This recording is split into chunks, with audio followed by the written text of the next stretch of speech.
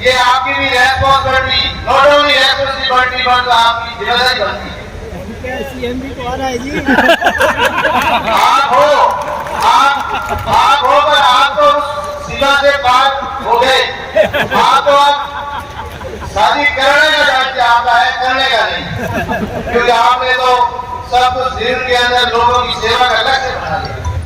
मुझे कहा कुमार एमएलए है, मुझे याद कराना पड़ा कि अकेला नहीं है, मैं भी हूँ।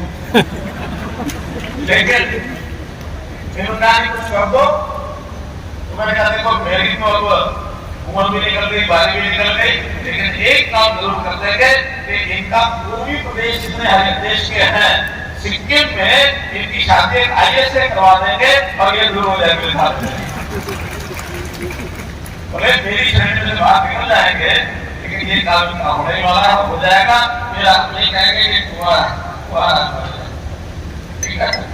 इनके प्रति हमारी शुभकामना। गुरु जम्बेश्वर भगवान का आज का दिन अवतरण दिवस है और इसी तरह भगवान कृष्ण का जन्माष्टमी का ये दिन है, उनका भी अवतरण दिवस है। सकता है तो गुरु जम्बेश्वर को किया जा सकता है जो प्रकृति के साथ 5 एलिमेंट्स कहे जा सकते हैं।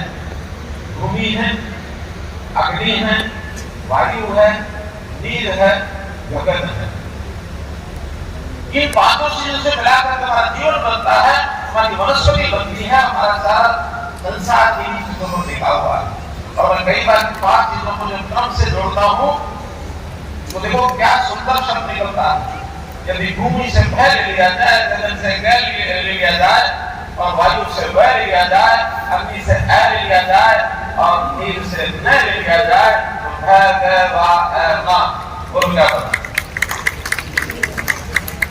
तो क्या बना? भगवान बनता है। ये प्राकृतिक चीजें ईश्वर इंगित करते हैं, भगवान इसी में से हमको दर्शन देता है। इसलिए आज इस अवसर पर बहुत सी बातें कही गई हैं, जैसा सभी ने कहा कि कहने का तो बहुत कुछ सबके पास है, क्योंकि विषय ऐसा है उनको लगाए जा सकते हैं।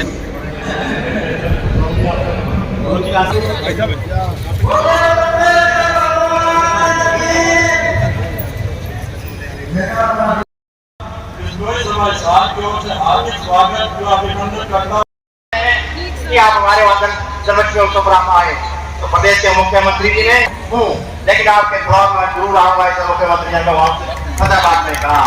इसीलिए प्रदेश के मुख्यमंत्री जी आप आए, जब भी कोई समाज की बात रखते हैं, इससे पहले फतेहाबाद में प्रदेश के मुख्यमंत्री जी रसोई मंदिर में आए। हमने कहा मुख्यमंत्री जी हमारे फतेहाबाद के अंदर शमशान भूमि की जगह नहीं है। तो बुजुर्गों भाइयों, प्रदेश के मुख्यमंत्री जी ने हमने कहा रिजर्व प्राइस पे हम देने को तैयार हैं, लेकिन मुख्यमंत्री जी ने कोई बिना रिजर्व प्राइस दिए कोई पैसा समाज को लगने नहीं दिया। शहर के अंदर करोड़ों रुपए की जगह शमशान भूमि को दी। इसलिए प्रदेश के मुख्यमंत्री जी आपका समाज की तरफ से आपका मैं धन्यवाद करता हूँ, आपका शुक्रिया करता हूँ। ज्यादा कुछ बात कहना चाहता हूँ गुरु जम्बेश्वर भगवान के बताए 29 नियमों में, खास करके युवा साथियों को पढ़ाई के मामले में, नशे के बारे में गुरु जम्बेश्वर भगवान ने उस वक्त 573 साल पहले जो बात कह के गए थे। मैं समाज को यही कहूंगा कि आज ठीक है हमारा समाज पढ़ाई में बहुत ठीक चल रहा है, पहले से बहुत आगे है, लेकिन और भी हमें जरूरत है खासकर एजुकेशन में पढ़ाई की तरफ ध्यान देने की, खास करके इलाके से। माताओं से बुजुर्गों से यही प्रार्थना करूंगा अपने आने वाले बच्चों को पूरा ध्यान रखें, उन नशों से दूर रखें। तो ज्यादा ना कहते हुए कुछ ना कहते हुए एक बार फिर से मुख्यमंत्री जी आप यहाँ आए हो और भगवान गुरु जम्बेश्वर भगवान से यही प्रार्थना करते हैं, फिर से आप जब यहाँ आओ तो तीसरी बार प्रदेश के मुख्यमंत्री बन के आओ, ऐसे हम गुरु जम्बेश्वर भगवान से प्रार्थना करते हैं। और आप सारे इलाके का, सारे समाज का इस तरह से ध्यान इसी तरह एकत्रित रहे, आगे बढ़ता है। आप जब भी कोई आदेश देंगे पूरे भारत का विश्वास तत्पर रहकर उसका पालन करेगा। आज मुख्यमंत्री महोदय उनके साथ है सभी नेतागणों का फिर से हार्दिक स्वागत और अभिनंदन करता हूँ। माननीय मुख्यमंत्री जी, आज पूरा विश्व समाज आपकी ओर आशा भरी नजरों से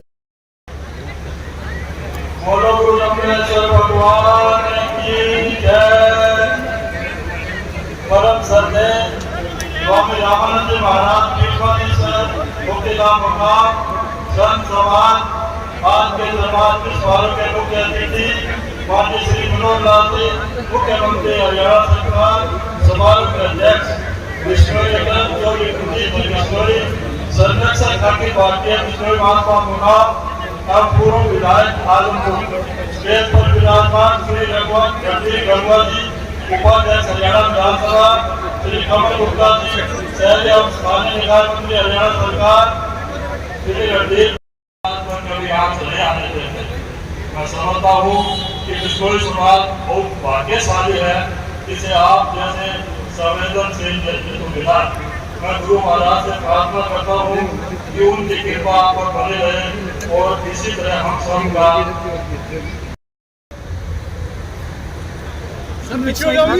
हाँ जी हेलो प्रधान जी प्रधान जी पीछे हो जाओ।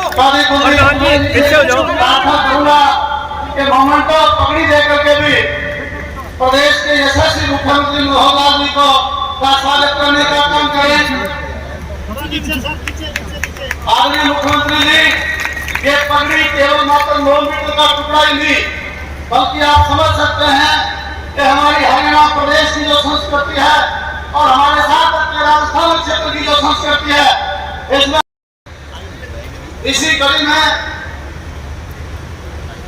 मैं अगले साथी भाई नीलूराम गोदारी से प्रार्थना करूंगा कि वो भी मंच पर आकर के, अगर वो नहीं है तो कृष्ण बिश्नोई जी से प्रार्थना करूंगा कि वो मंच पर आए और हमारे भाई रणदीप गंगवा जी तो फिर भारतीय बिश्नोई महासभा के अध्यक्ष हैं और बहुत शानदार तरीके से समाज को चौधरी कुलदीप बिश्नोई जी और स्वर्गीय चौधरी भजनलाल जी की प्रेरणा से आगे बढ़ाने का काम खींचन जी वो आए और आदरणीय भाई हमारे फतेहाबाद से लोकप्रिय विधायक भाई को देखा नहीं था, मैं अमर सिंह मानू जी से प्रार्थना करूंगा कि वो मंच पर आए।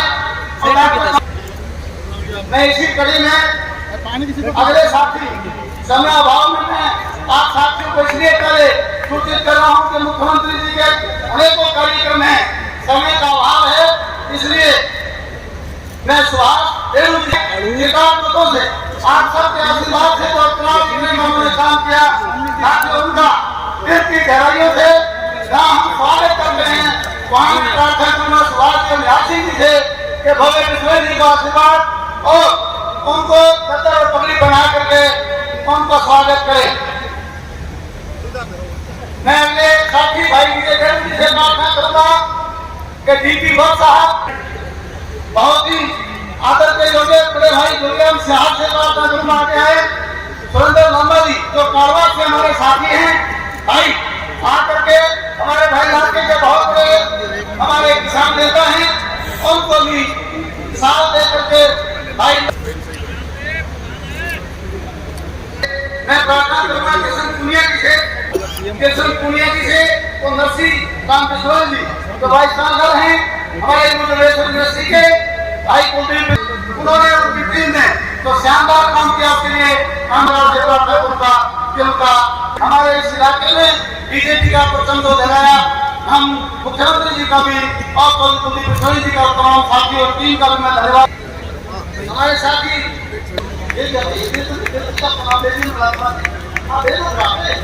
ठीक हो गया आत्मा जी से आपको 2-3 नारे लगवा करके आपके बीच में और हमारे नेताओं के बीच में अधिक समय ले लेते हुए अगले साथी को आपके बीच में जिनको आप सुनना चाहते हैं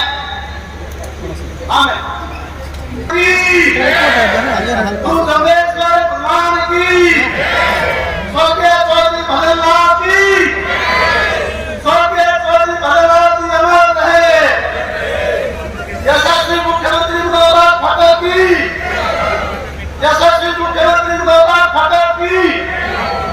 अब मैं आपके बीच में भजनलाल जी के नाम से गुड़गांव में और भव्य भवन बन रहा है, इसके लिए 1 लाख रुपए की राशि का चेक दे करके कुलदीप जी को देने का काम करें। मैं प्रार्थना करूंगा सुभाष और बंदर से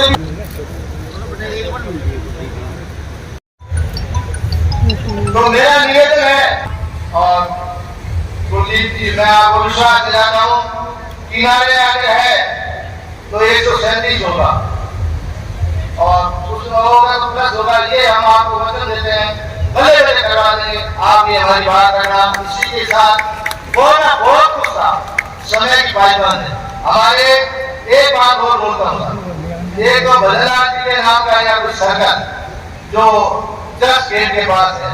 देखो, मैंने मध्य प्रदेश के सीएम शिवराज सिंह ये बुआ का मम्मी का बेटा है, भाई हंस रहा है, तो मैं मुख्यमंत्री जी समय के अभाव में बातें बहुत करनी थी, परंतु मैं सारी बातें नहीं कह सकता। मैं प्रार्थना करूंगा हमारे उत्तरी भारत के बहुत बड़े नेता विश्वई समाज के संरक्षक आदरणीय चौधरी कुलदीप विश्वई जी आए और प्रदेश के हमारे मुख्यमंत्री महोदय से प्रार्थना करूंगा तो आए और अपना संबोधन दें। आदरणीय मनोहर जी, आदरणीय मनोहर जी, पानी दे दो, पानी मैं भी ये लो, ये वाली ले लो, खुली बोलो गुरु जम्बेश्वर भगवान की, बोलो भारत माता की। आज के बहुत ही सुंदर कार्यक्रम में इतनी बड़ी संख्या में आप लोग आए, आपका सबका मैं अभिनंदन करता हूँ। मंच पर विराजमान हरियाणा सरकार में मेरे साथी मंत्री डॉक्टर कमल गुप्ता जी, विधानसभा में उपाध्यक्ष मानव श्री रणवीर गंगवाल जी, अखिल भारतीय विश्नोई महासभा के संरक्षक विश्नोई रत्न पूर्व सांसद चौधरी कुलदीप विश्नोई जी, हमारे बीच में अखिल भारतीय विश्नोई महासभा के राष्ट्रीय अध्यक्ष श्री देवेंद्र गुड़िया जी, राज्यसभा के सांसद जनरल डीपी वत्स जी, हमारे विधायक कवि जोगीराम जी से आकर को आगे कार्यक्रम में गए हैं, श्री दूराराम बिश्नोई जी, श्री भव्य बिश्नोई जी, वाइस चांसलर बी.आर. कंबोज जो हमारे एसयू के वाइस चांसलर हैं, वाइस चांसलर गुरु जम्बेश्वर विश्वविद्यालय श्री नरसिंहराम बिश्नोई जी, हरियाणा बिश्नोई सभा के हमारे प्रधान श्री जगदीश बिश्नोई जी, मंच संचालक श्री रणधीर परिहार जी, साथ के हमारे मेयर श्री गौतम सदाना जी, भारतीय जनता पार्टी के जिला अध्यक्ष हमारे भाई भूपेंद्र जी, उपस्थित सभी मंचासी नेतागण, बुजुर्गों, नौजवान साथियों, माताओं, बहनों, पत्रकार सहायता मित्रों, आज का ये दिन बहुत ही विशेष दिन है, जिसको मैं कह सकता हूं कि ये दिन दो प्रकाश समूहों की उनकी स्मृति में उनका ये अवतरण दिवस है, जिसमें गुरु जम्बेश्वर भगवान का आज का दिन ये अवतरण दिवस है। और इसी तरह भगवान कृष्ण का जन्माष्टमी का ये दिन है, उनका ये अवतरण दिवस है। तो इस प्रकार से दोनों में से महान व्यक्तित्व, महान विभूतियां, जिन्होंने समाज को अपने अपने ढंग से जागृत किया, ऐसे अवसर पर उनकी स्मृति में हम सब लोगों को बहुत से विषय बताए गए हैं। आखिर ये महापुरुषों के जीवन की घटनाएं हमको क्यों सुनाई जाती हैं? इसलिए सुनाई जाती हैं कि हम सब भी उनकी बराबरी तो नहीं कर सकते, लेकिन उनके बताए मार्ग पर चलने की कोशिश जरूर कर सकते हैं। आगे भगवान कृष्ण ने एक ऐसा संदेश दिया कि उनका साथ देने के लिए उन्होंने युद्ध के मैदान में और गीता का एक संदेश, जीवन का एक सार, ये हमको बताया। न केवल उस काल में प्रासंगिक था, बल्कि आज भी उसकी प्रासंगिकता उतनी ही है कि जिस प्रकार से सत्य की जीत होनी चाहिए, किस प्रकार से ईमानदारी की जीत होनी चाहिए, किस प्रकार से समाज में एक श्रेष्ठ जीवन हमको बिताना चाहिए। भगवान गुरु जम्भेश्वर जी 15वीं शताब्दी में उनका जन्म हुआ। उस समय भी अपने देश का समाज एक अंधकार में घूम रहा था, एक दिशा समाज को नहीं थी, उसके अंदर कुरीतियां समाज में बहुत थी। तो इन कुरीतियों को दूर करने के लिए गुरु जम्भेश्वर जी ने अपना जीवन लगाया। और विशेष तौर पर प्रकृति का संरक्षण कैसे किया जाए। आखिर कुदरत से लड़ाई लड़कर के मनुष्य जीवन लंबे समय तक जी नहीं सकता।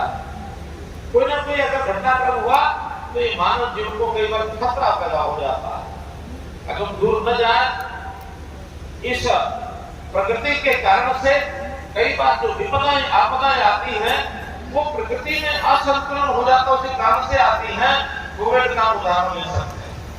कोविड ऐसी प्रकृति सारी दुनिया के लिए आ गई थी। उस समय लोग सोचते थे पता नहीं जीवन बचेगा कि नहीं बचेगा, क्योंकि आप प्रकृति के साथ खिलवाड़ करते हैं।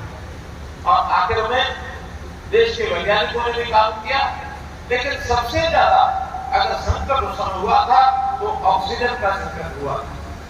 और इस ऑक्सीजन के संकट को यदि दूर किया जा सकता है तो वनस्पति से दूर किया जा सकता है, वो पेड़ पौधों से दूर किया जा सकता है, वो बड़े बड़े जंगलों के माध्यम से दूर किया जा सकता है। लेकिन कुरीतियां हमारे यहाँ क्या आ गई थी कि जंगलों को काटना शुरू कर दिया। अपने उपयोग के लिए चिंता नहीं की कि वनस्पति इसको काटना नहीं चाहिए, और उसके लिए इस चीज को रोकने के लिए अगर किसी को श्रेय सबसे पहला सिद्ध किया जा सकता है तो गुरु जम्भेश्वर को किया जा सकता है। प्रकृति के साथ कोई खिलवाड़ न करे, समाज में चेतना जाए, पेड़ों को बचाना, मनुष्य को बचाना। कितने आंदोलन खड़े हुए और आंदोलनों के कारण से आज प्रेरणा मिलती है हमें उनसे कि हमको प्रकृति को बचा सकते हैं। वास्तव में प्रकृति जिसके 5 एलिमेंट्स कहे जा सकते हैं, भूमि है, अग्नि है, वायु है, नीर है, गगन है। इन 5 चीजों से मिलाकर हमारा जीवन बनता है, हमारी वनस्पति बनती है, हमारा सारा संसार इन्हीं चीजों पर टिका हुआ है। और मैं कई बार 5 चीजों को जब क्रम से जोड़ता हूँ तो देखो क्या सुंदर शब्द निकलता है। यदि भूमि से भय ले लिया जाए, गगन से गैल ले लिया जाए, और वायु से वह ले लिया जाए, अग्नि से ए ले लिया जाए, और नीर से न ले लिया जाए, तो भय गय वा ना बोलो क्या बना? बोलो क्या बना? भगवान बनता है। ये प्राकृतिक चीजें इस ओर इंगित करते हैं, भगवान इसी में से हमको दर्शन देता है। इसलिए आज इस अवसर पर बहुत सी बातें कही गई हैं।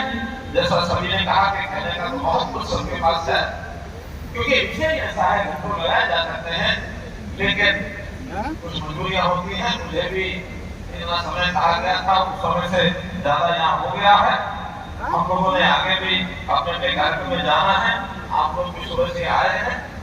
मैं दूसरी बात कहता हूँ कि बहुत सी मांगे रखी गई है, और उसमें एक हमारे यहाँ के विधायक उनसे बात की, मैंने कोई बड़ी बात नहीं है, इसका फैसला तो भी कर सकते हैं। वो हमारे रणधीर जी जो बैठे हैं, रणधीर जी हमारे परिहार साहब, कि जो भटका चौक है, जो प्रधान जी ने कहा है कि जो भटका चौक है उसका नाम चौधरी भजनलाल चौक कर दिया जाए, ताकि वहां उनके स्मृति विषय आया कि उनके नाम से कोई ना कोई एक संस्थान उसका नाम यदि रखते हैं चौधरी भजनलाल जी के नाम को, क्योंकि प्रदेश के वो पूर्व मुख्यमंत्री 3-4 बार मुख्यमंत्री रहे, केंद्र में मंत्री रहे, उनका नाम समाज में श्रद्धा के नाम से आज भी लिया जाता है। कभी कभी तो बहुत से लोग, हालांकि मेरा कोई विश्वास उन बातों में नहीं है, फिर भी वर्गीकरण करते हुए मेरा नाम चौधरी भजनलाल जी के साथ जोड़ देते हैं। अब कैसे जोड़ते हैं, क्यों जोड़ते हैं, वो जाने। लेकिन कुछ काम ऐसे जो उन्होंने किए उनको आज भी फॉलो करते हैं। उनके नाम पर कोई ना कोई संस्थान का या स्थान का नाम हो। रेलवे स्टेशन की बात आई, निश्चित रूप से रेलवे विभाग को मैं नियम लेकर लिखूंगा। कि उनके नाम से अगर रेलवे स्टेशन का नाम होता है तो उसको प्रोत्साहन करना। बाकी बातें तो मेडिकल कॉलेज की बात कही गई है, कहीं यूनिवर्सिटी तो जोगेश्वर जी के नाम से यहाँ रही है, या जो भी कोई एक संस्थान का नाम हरियाणा प्रदेश के अंतर्गत पड़ने वाले संस्थानों में कौन सा हो सकता है, इसकी कमिटमेंट तो आज नहीं, लेकिन इतना विश्वास दिलाता हूँ कोई एक संस्थान का नाम उनके नाम से जरूर रखा जाएगा, ताकि उनके नाम को हमेशा याद रख सकें। और भाई बहुत तरह के निर्धार कर रहे हैं, मुझे क्या कुमार एमएलए है, मुझे याद कराना पड़ा भी अकेला नहीं है, मैं भी हूँ, लेकिन कुछ कर दो तो मैंने कहा देखो मेरी तो अब उम्र भी निकल गई, बारी भी निकल गई, लेकिन एक काम जरूर कर देंगे कि इनका पूर्वी प्रदेश जितने हर देश के हैं सिक्किम में इनकी शादी आईएएस से करवा देंगे और ये दूर हो जाएंगे। बोले मेरी श्रेणी में बाहर निकल जाएंगे, लेकिन ये काम इनका होने वाला है, हो जाएगा, फिर आप नहीं कहेंगे कि ठीक है। इनके प्रति हमारी शुभकामना, आगे बढ़े, कहीं किसी प्रकार की बात ना आए, और इसी प्रकार से हम लोग बहुत ही उत्साह से अपनी सब उत्सव, चाहे वो जोगेश्वर जी का जन्मदिवस की बात हो, चाहे जन्माष्टमी कॉलेज हो, वैसे तो कोई भी जो उत्सव होता है वो महापुरुषों के साथ, शहर के समाज के साथ, धर्म के साथ जुड़ा रहता है, और हम सब लोग उनके मानने वाले जो इकट्ठे होते हैं तो एक उत्सव ऐसे उत्साहजनक वातावरण बनता है। समाज की निराशा को कम करने के लिए समाज इकट्ठे आते हैं, एक दिन जीवन प्रफुल्लित होता है, हम आगे बढ़ते हैं, इसी प्रकार के कार्यक्रम में लगे रहे। बहुत बहुत आपको शुभकामना। एक बात जरूर जो हमारे बिश्नोई सभा के लिए ये जो 21 लाख की बात कही गई थी, अब वो मेरी अनुपस्थिति में हुई थी, इसी कारण से हुआ होगा, लेकिन आज पुनः ये जो संस्था अपनी बिश्नोई महासभा, बिश्नोई सभा हिसार है, हिसार में तो हरियाणा में आप जहाँ भी इसका उपयोग करना चाहें, पुनः 21 लाख रुपए एक बार और एक के रूप में आपको सरकारों का समाज के काम को आगे बढ़ाया जा सके। बहुत बहुत धन्यवाद, बहुत बहुत आभार।